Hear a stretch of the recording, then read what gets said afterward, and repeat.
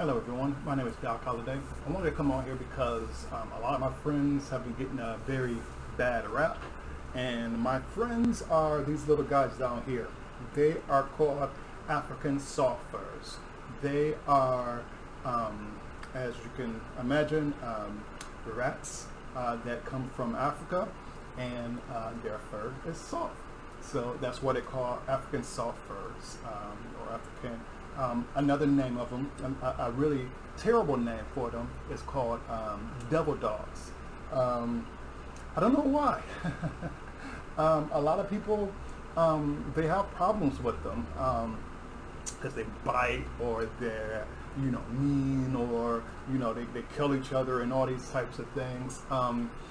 But I have to tell you, in my experience in keeping these, that is anything but the truth. In actuality, these are some of the friendliest, nicest animals that you would ever meet in your life. As you can see here, I have, I don't know, maybe 60 African soft furs in here, maybe more, maybe as much as 100. I don't know, I haven't counted them or anything. But as you can see, they can get along very, very fine. Now, what you will find occasionally, you will find some of the males bickering amongst each other, and if you find anyone that is trying to challenge the king or the head male in the group, then you will have conflict. So in that case, if there is any situation like that, what I do is I tend to remove that individual, and that is causing this disturbance, and I use them for my snakes. And then that way the whole collective as a whole is pretty mellow and chill and don't have a lot of problems. Now, another thing about African soft furs that people make the mistake of doing is giving them hides. When you give an African soft fur a hide to go into, that then becomes their house, and as that becomes their house, they are people, or they are animals that will defend their house. So if you come and mess with their house unannounced, or if they don't want you or whatever, if you come over there and try to mess with their house, they're going to bite you. So that is something that you must be aware of. As you can see here, I don't have any hides in here. I don't have any ways that the rats can segregate themselves from me and my company. And for the rat, basically, they think that, okay, I am a part of the family now because I don't have that. I don't have this barrier in between us. That's definitely one of the beneficial ways of establishing a relationship with the rats that you keep. So definitely make sure that you don't have a hide. I would keep them in a clear container, aquarium like this. That way they're not able to get out. As you see here, I have a metal lid at the top here that has an opening that I can open and close, and they won't be able to get out at all, which is a really good thing. Now, let me just say this first and foremost, in dealing with any animal, whether it be a rodent or a snake or anything like that nature, it is definitely recommended that that people have parental supervision. Kids out there, make sure you have parental supervision whenever you're dealing with any snakes or any mice or rats that you have, because they can bite. They can definitely do serious damage. But what my aim is my aim today is to let you know that if you treat them or raise them in a proper way, you will have less incidences of bites or anything of that nature. Because believe me, if there's any animal that I have had that has bit me the most, it would be members of the rat family. Basically, in terms of all the different animals I keep, whether it's tarantulas, snakes, rats, or anything, it's always the rats that have bitten me like crazy. And I mean, a lot of times they don't really, I mean, they're not the smartest of things. What I try to do is I will try to hand feed them a lot. And by hand feeding them, it gets them used to me and gets them used to my hands. And as they're getting used to my hand, they will tend to nibble. Now, the nibbling or biting that you are experiencing in this instance, it may hurt a little bit, but you can just, push their fingers or push their face with your fingers and everything, but like, get away, whatever, move, move, move. And you do that, and you will find that, okay, they will learn soon enough that, hey, it's not the finger that you should be eating, it's the stuff that's inside the hand that you should be eating.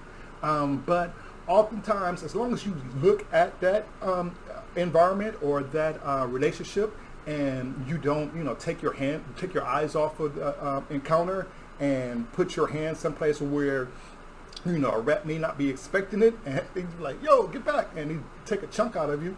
As long as you do, you're aware of your hand surroundings, you should do fairly well in terms of feeding, your rats. But make no mistake about it.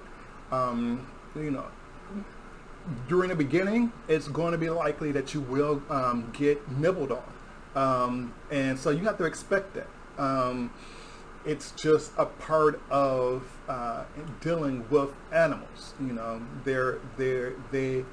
They are not as mentally developed as us adults are, or us humans are. So, that being said, as well, in terms of dealing with these, you want to make sure that you have practice safe hygiene in dealing with any animals. What you would want to do is first wash and dry your hands. Make sure you don't have any kind of chemicals or anything of that nature on your hands, that you don't have any kind of food or anything on your hands that may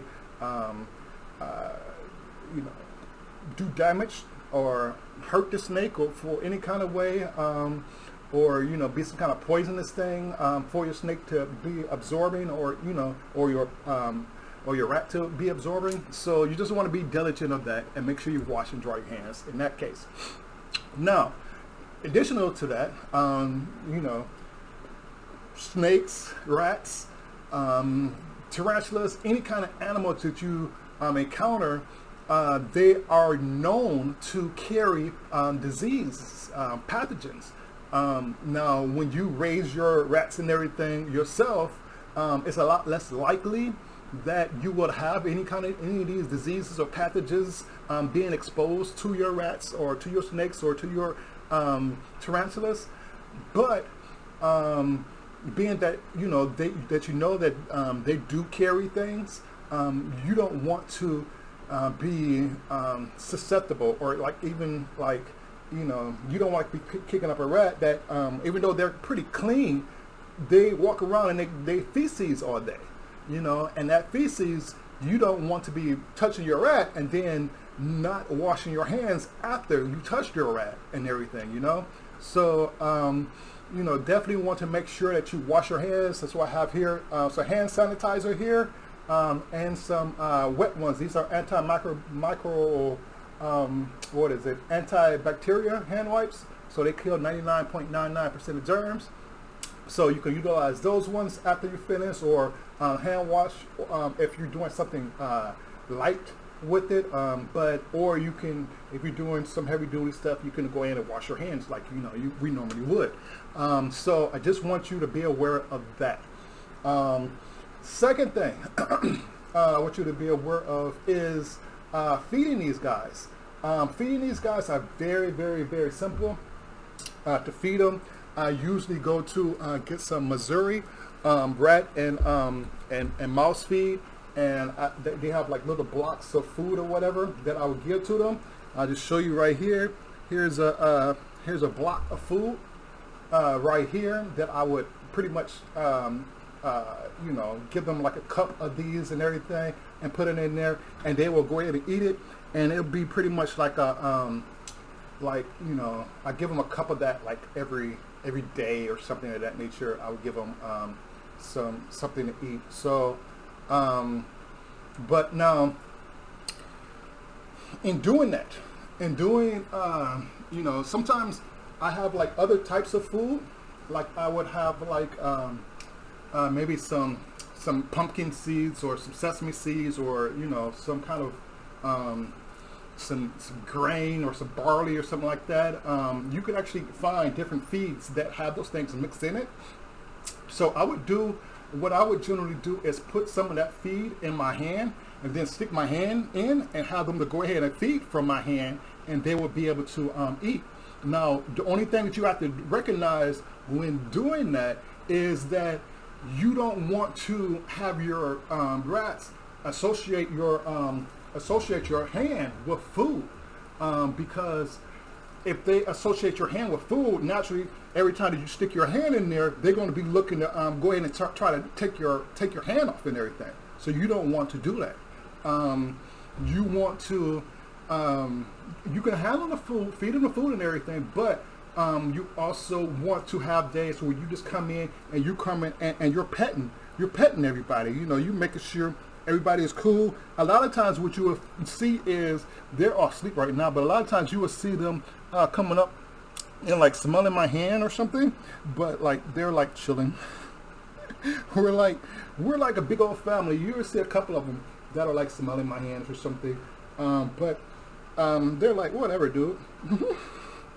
I ain't kicking you in my. So they're it's actually kind of early. Oh, I have the light on. The light kind of makes it think that it's daytime, daytime, and they sleep during the day. So they're probably not wanting to do much right now. Here, hold on. Let me see if I can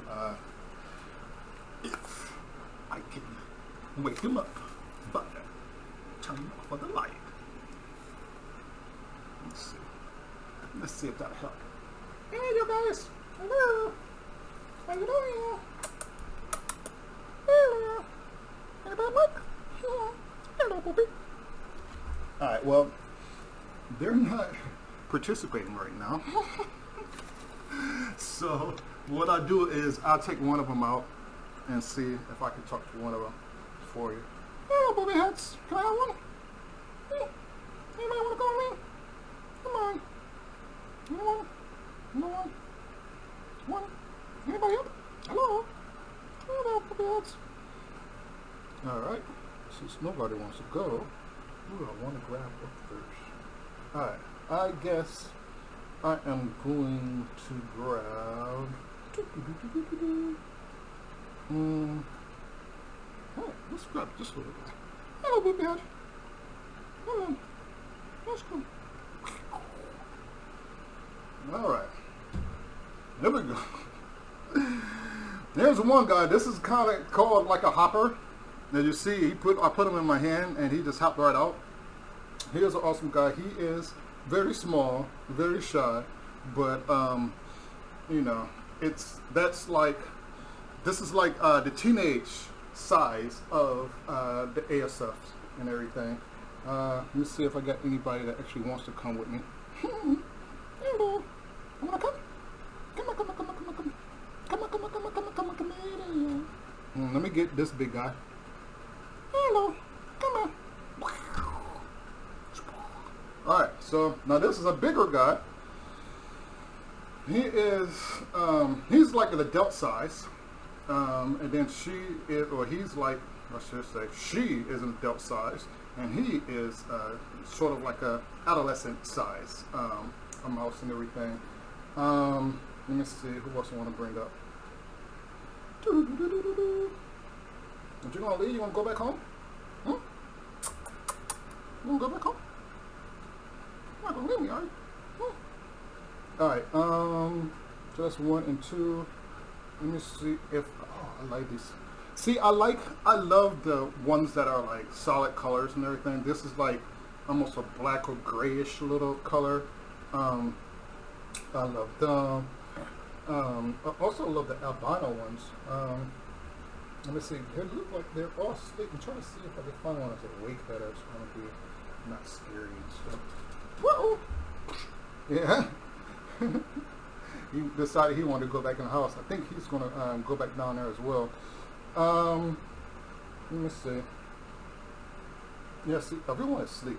You want to come back up? Come on. Come on. Come on, please. Come back up.